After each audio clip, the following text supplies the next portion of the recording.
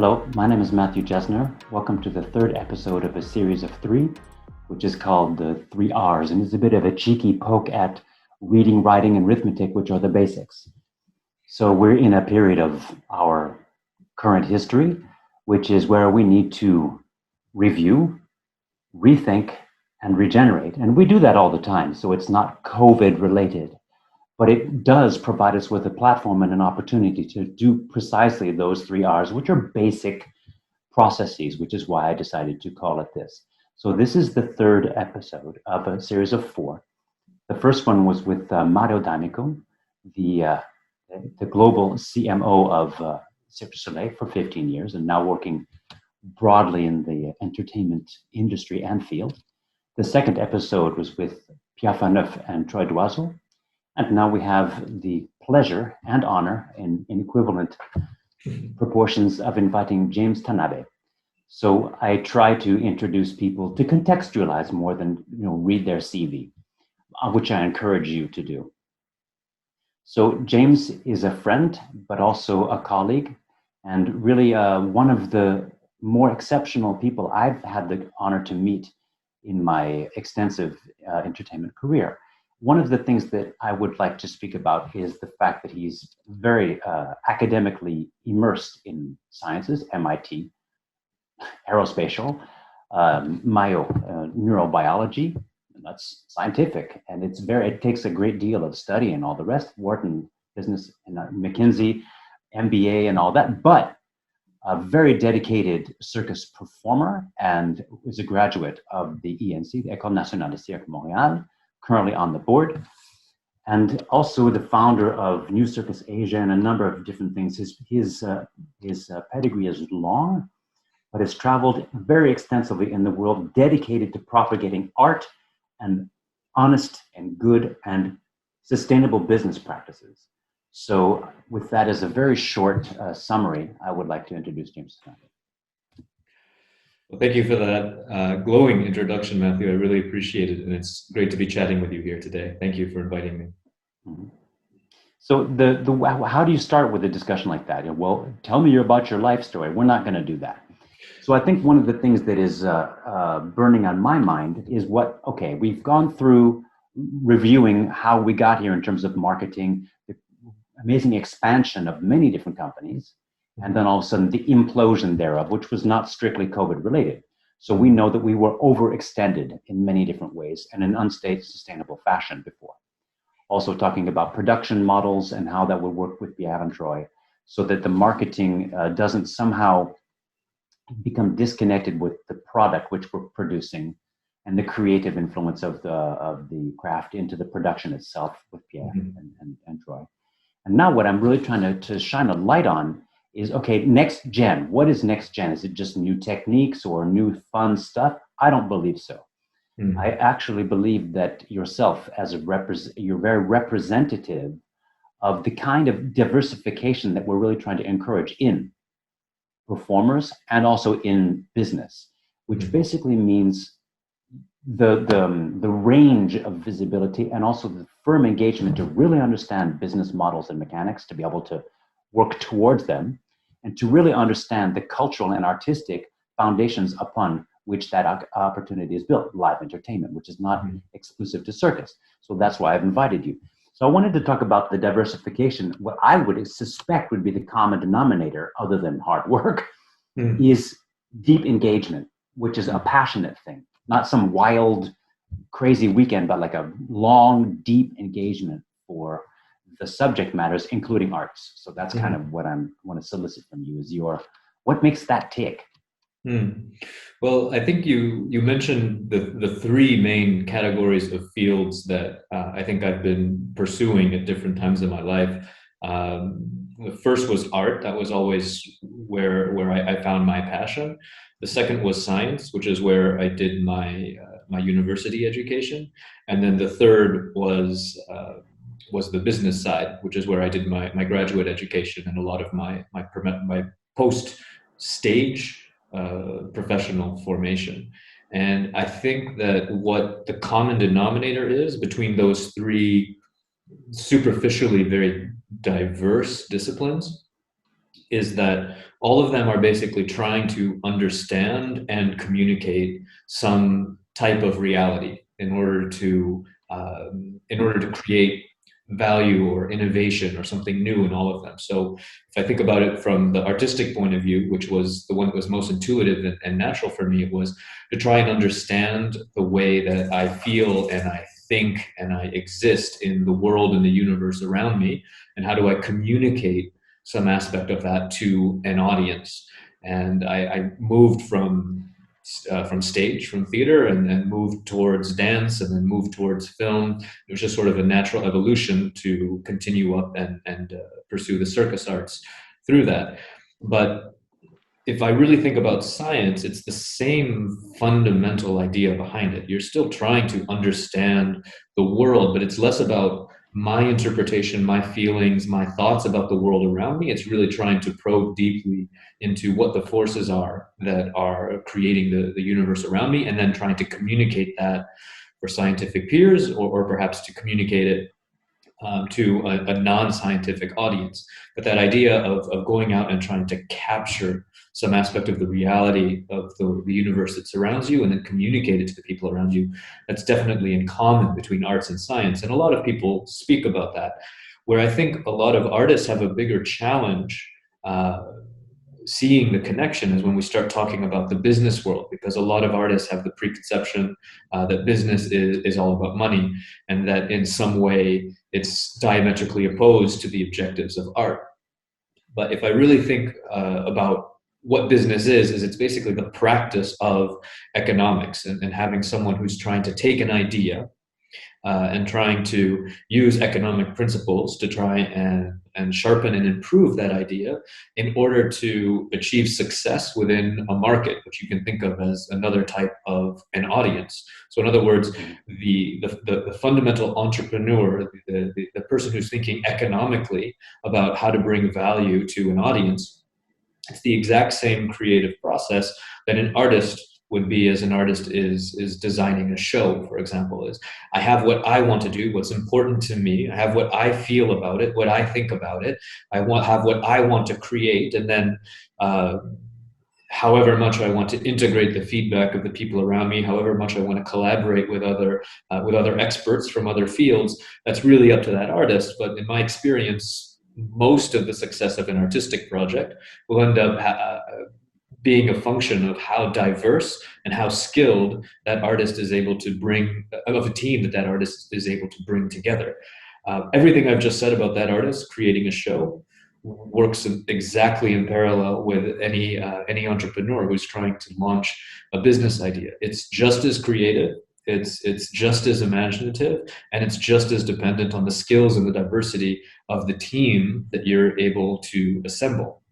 The only difference is that I think that the audience responds in a very personal, emotional, and immediate, sentimental way to the content that's created by the artist.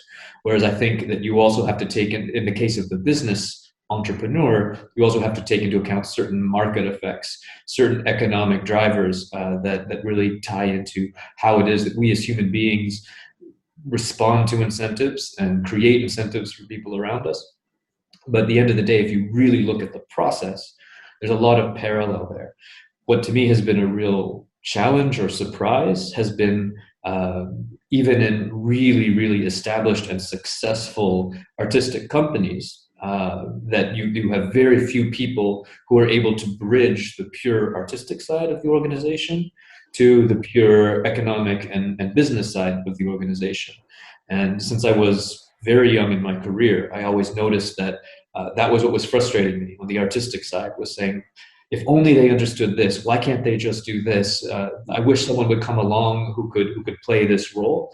And it drove me crazy, and it made me quite frustrated as an artist. And I realized that if I didn't want to become a very negative person, I should probably start focusing the energy to becoming that kind of person who could do those type of changes, and who could start answering the questions, why doesn't someone just X, Y, and Z? So that's the long way of kind of telling the story of what I see as the common thread between those three. We have time. Apparently. This isn't a presentation. So the fact that you develop it is it's like an elixir. It's lovely to not have to like dumb it down. No, please don't dumb it down. So, It's that's kind of how I see it, refreshing. and what's been motivating me through that process. Well, the process is ongoing. I mean, one of the things that I think is very positive is the degree of association, and I'm very happy that you would mention that even though the processes may be similar at least, but similar and compatible are sometimes different. Mm-hmm. So, what I do think is important is to try to encourage others, be they producers or older people like myself, or younger ones that are growing into it, is to realize that when one acquires what could eventually seem to be dissociated approaches, that the job of associating those things is ours. Mm. And then you do have something being greater than the sum of its parts, so to speak. Mm. And then rather than just making scientific discovery, then there's scientific result and what we generate.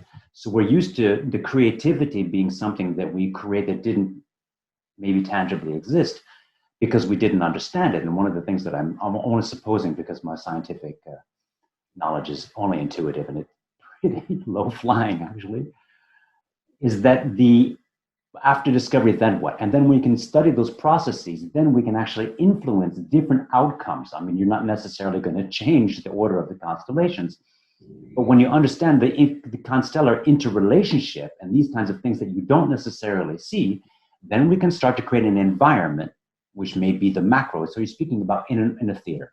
The audience has a more direct visceral contact with the environment of the theater and the performance itself.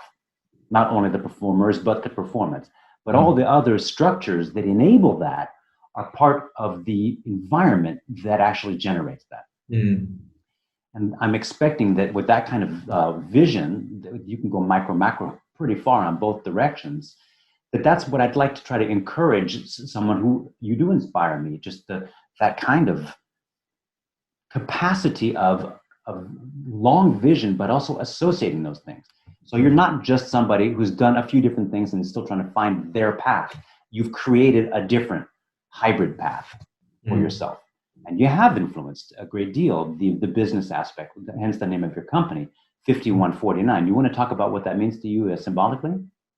Sure. So 5149 basically came out of a discussion that we were having with a potential client who was very confused by our ability to kind of have one foot in the creative world and one foot in the economic sustainable world. And they were really trying to pin us down and ask us the question, well, are you a creative company or are you a business company?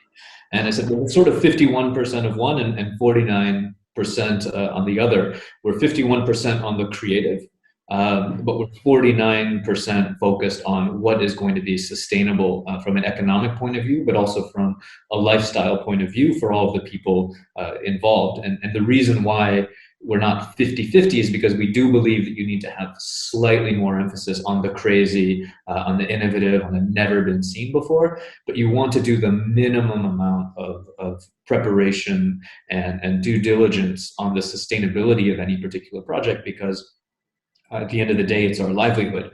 And so creating the world's most amazing project that only lasts one day and bankrupts everybody and everybody's burnt out at the end of it, that's not something that's helping any artists, any audiences, or any potential investors. So that was our answer to that, was 5149, and it became the name of our company.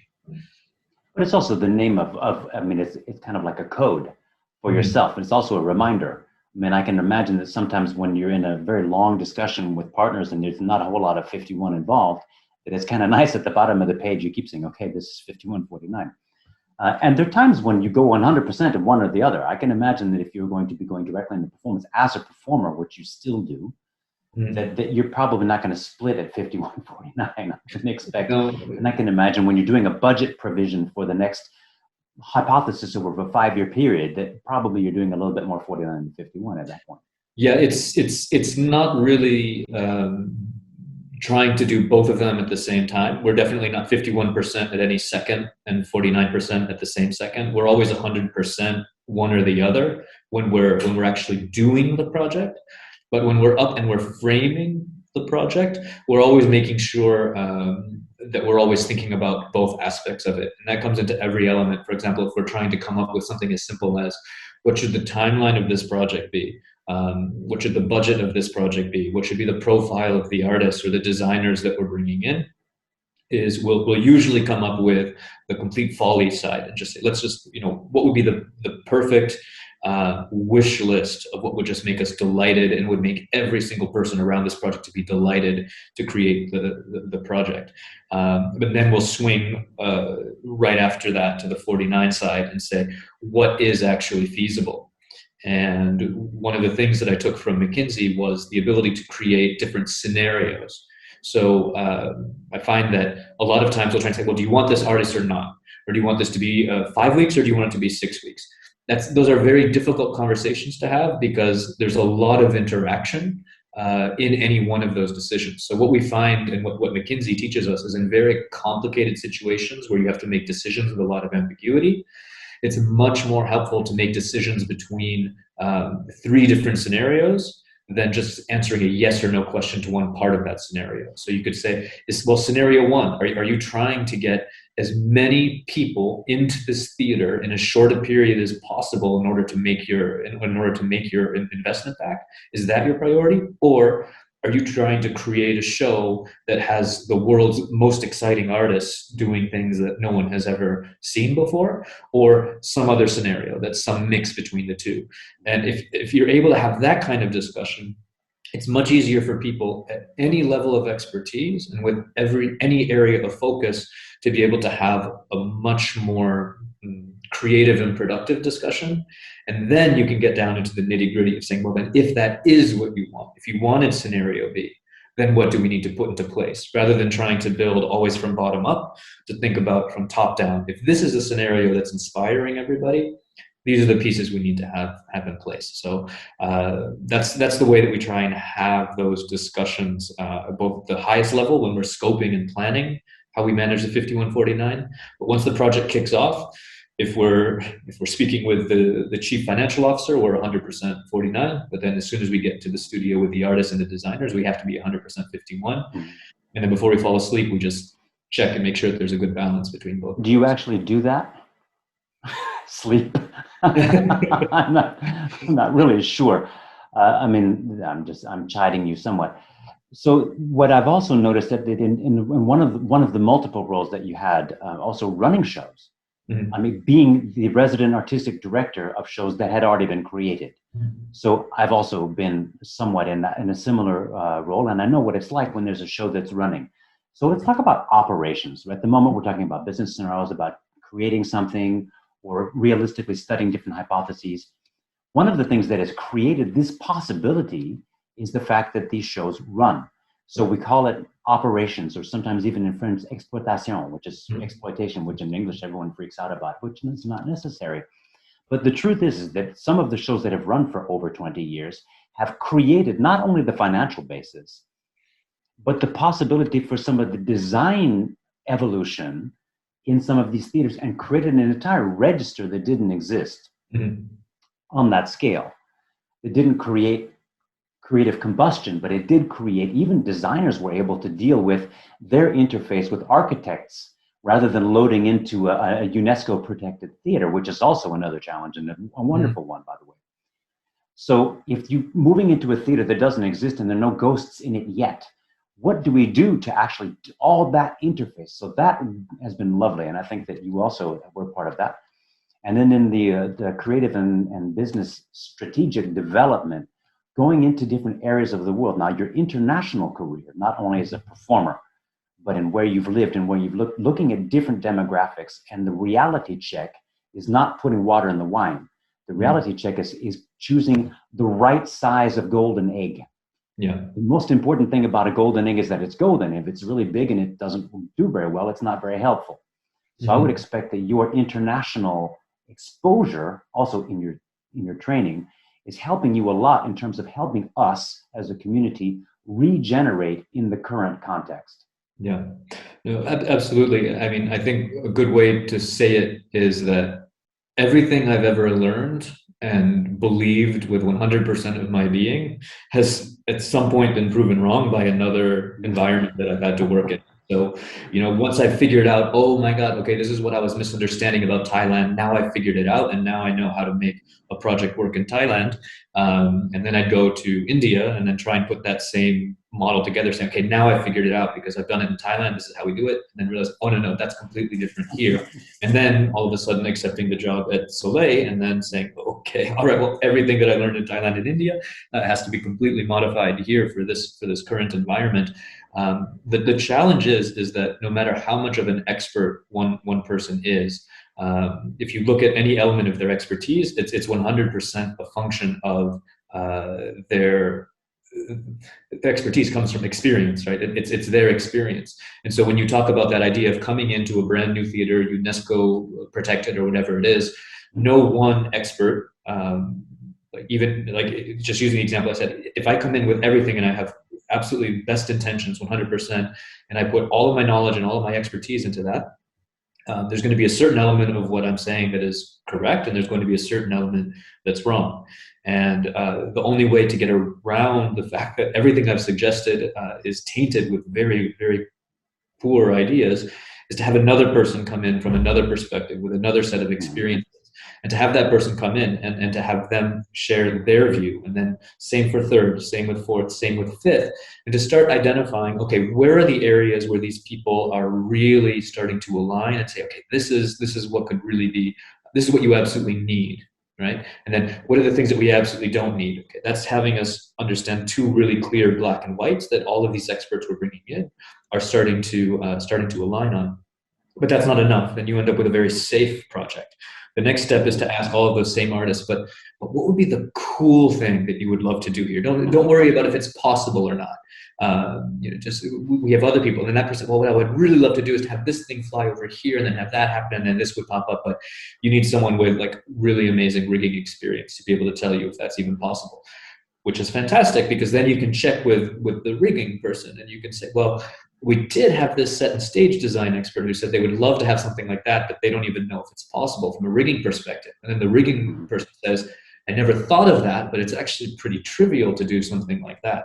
So all of this is done in silos intentionally, because it's sometimes very counterproductive to open up all of the walls and all of the doors to the collaboration too quickly, because people can very quickly align on the first idea instead of the best idea. So one of the things that I've tried to do in my own creative process is do as much as possible in silos, to see how creative everyone can be in silos, how much people can bounce off between each other in silos. And only after we've kind of said, well, this is what we know we definitely want to do, what we know we definitely don't want to do, and these are the absolutely crazy ideas that we'd love to do if it's not impossible. And that's the time where we love to lift up all of those dividers in the box and just say, so this is the crazy show that all of you said as individuals that you think is possible. How can we make this happen? How can we make this sustainable? Not from an environmental view uniquely, but from the point of view of how much do we have to invest to make this happen? How many people do we need to make this happen? How much time is required to make this happen? And then how do we make this thing operate in a way that's not going to lose money every week? So that's the way that we try to get into the operational question. And that operational question may come back all the way to the beginning and help us say, well, some of these amazing ideas that are technically possible, we have to cut, because we'd have to make $2 million a week in ticket sales to make this happen. Or you're doing the Olympic ceremonies and you pack it up, and then it's a cool. Well, there's those two main models, and I think that's one of the biggest challenges for people who have deep expertise in one model or the other. So there are some people, like Broadway is the absolute perfect example of a community of artistic experts who are just like, they have got everything down from the financing to the production, to the financing, to the inspiration, to the design, to the production, to the operation of the show. They just make that thing work like clockwork. They're operational thinkers from the beginning. They're so good at that. They're so good at making something sustainable. In the case that it's successful, that they won't be doomed to do a project that's unsustainable for the rest of their life. They design it from the beginning that if this is a hit, we're all going to be happy, rather than banging our heads against the wall saying, "Oh my God, this is now our fate because this thing's a hit." That's a completely different skill set than the people who design the one-off events, or like for car launches or for Olympic opening ceremonies. It's a completely different ballgame. Done those, and you've done those big launches. You want So to you've throw actually been around that. Yeah, You've you want to checked throw you've checked everything that out. at it.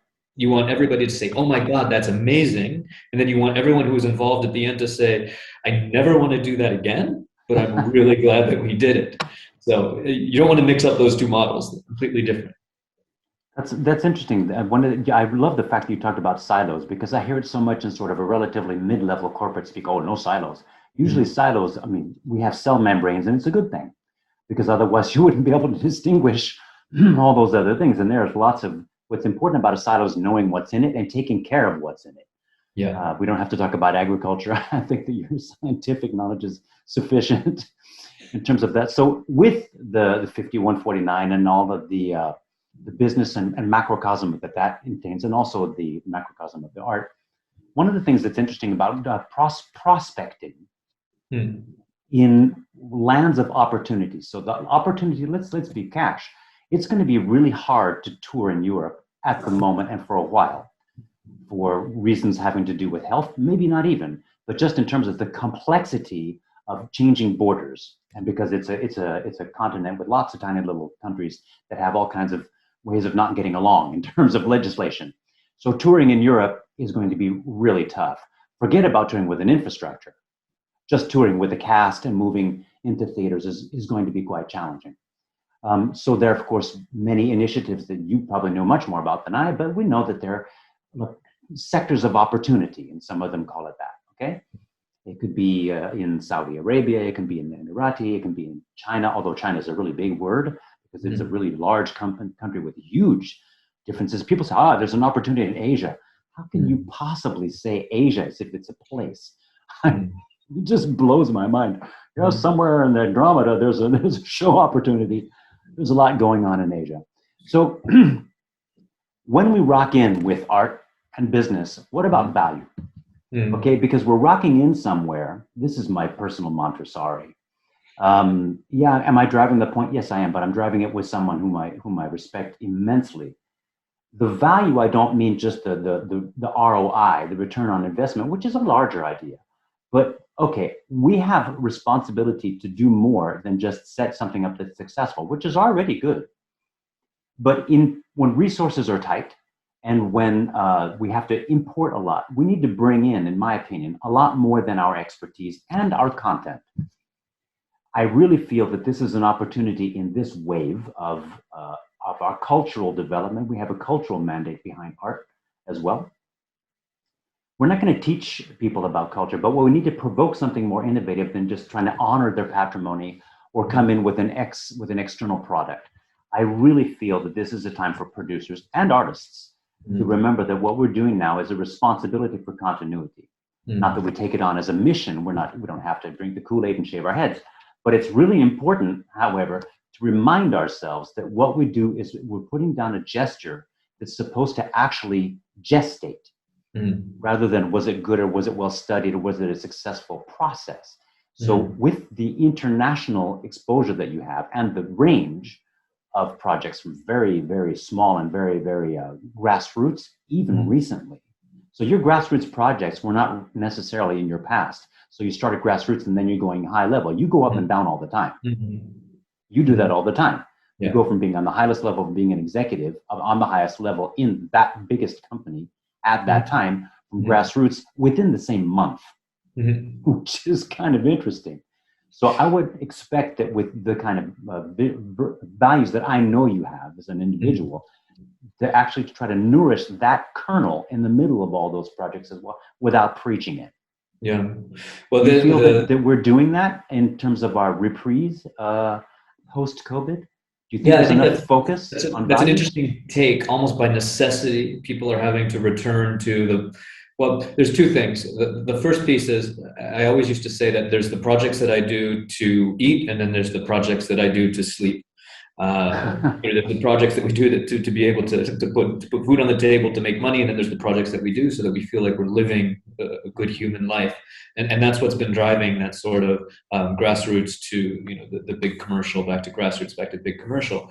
That's one piece, and then the other piece is that when artists come to me and they want to work with me on sustainable business development projects, it's one of the things that I do is I help people who are doing projects that I believe in and that I think are really great, but I don't have the time or the expertise to do that particular project myself. I'll try and help and guide them through that process. And one of the first questions that I ask them, which they find is funny to hear from someone who's supposed to be helping them in business, is I say, well, what is the project you would do if you weren't getting paid to do it? And whatever project they answer there is I say, how close is this project to it? Because if that project is very different from the project that you're trying to pitch to me right now as your business counselor or business advisor, I already have a question in my mind as to how sustainable it will be. Because if that's not the project you love, it's going to take you more energy to do that project than to do the project you love. What's keeping you from doing that project you love now?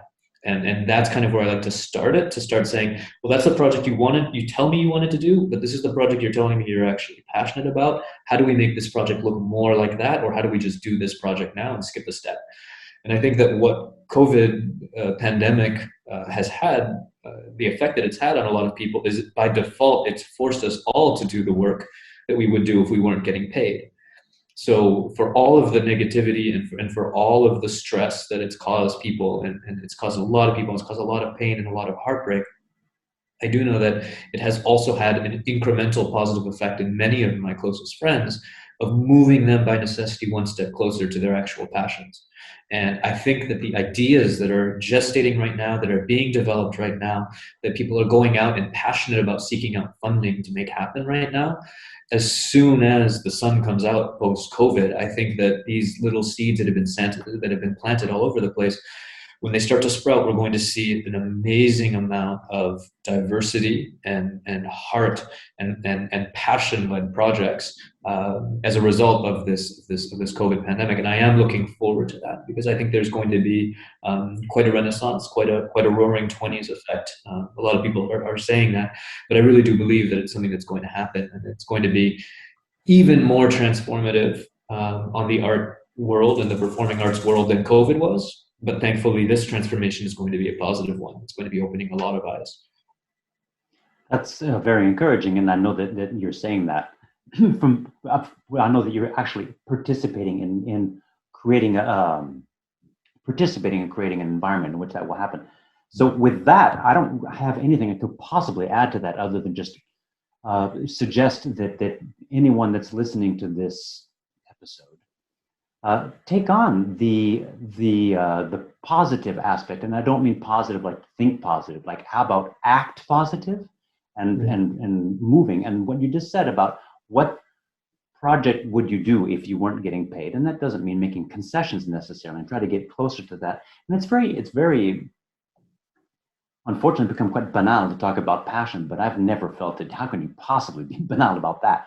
Anyone that's ever really been motivated to craft their skills and hone their skills.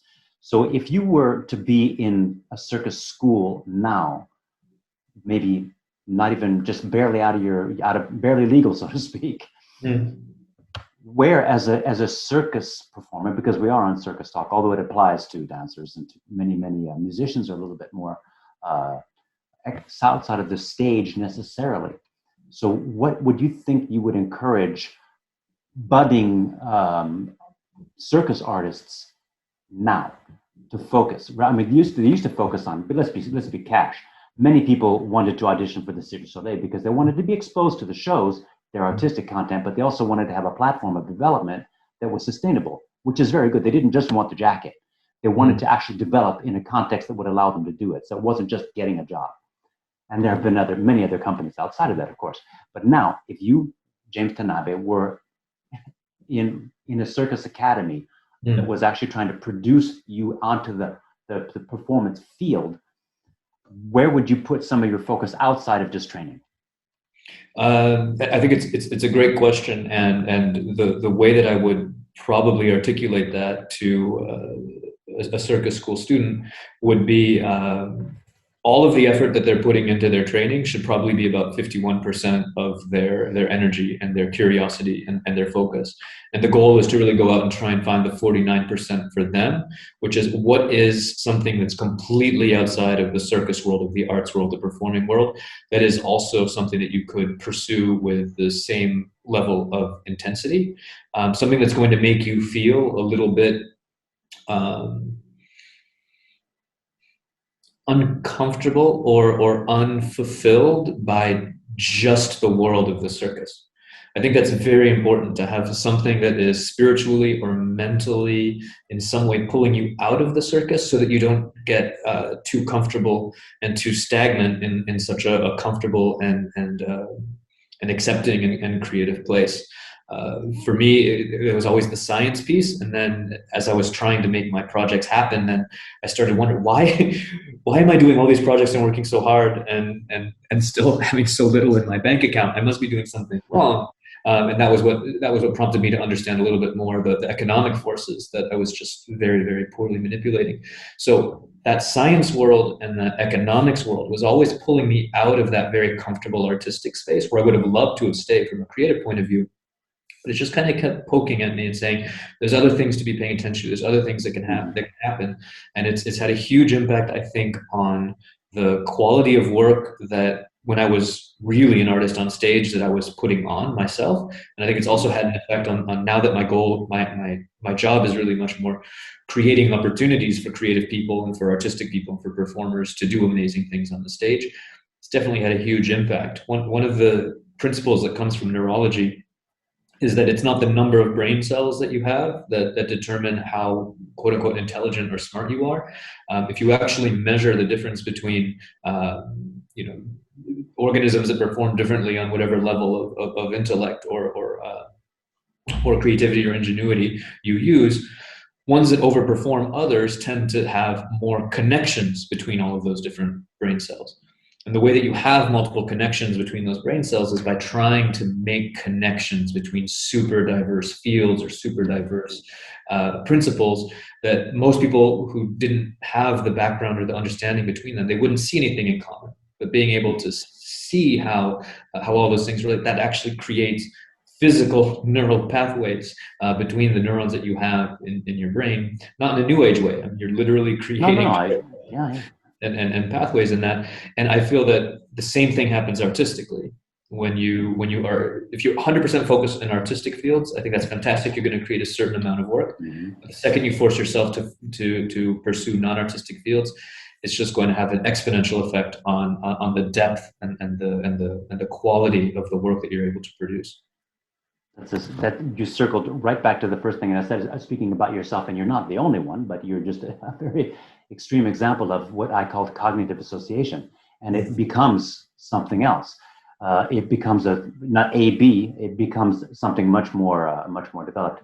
So I find that this kind of discussion, although we're speaking about your observations and your parcours, is very centered on listening to you speak, which is delicious, by the way.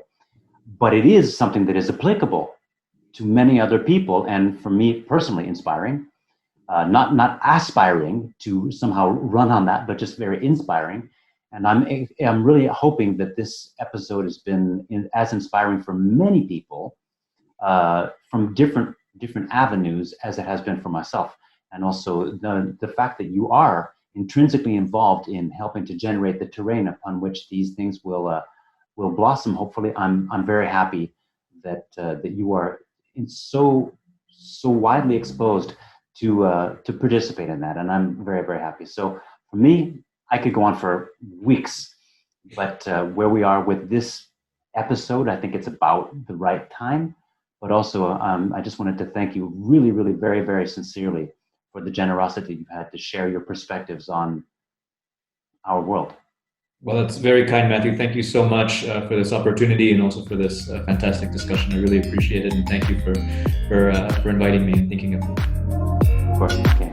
Take care and bye-bye.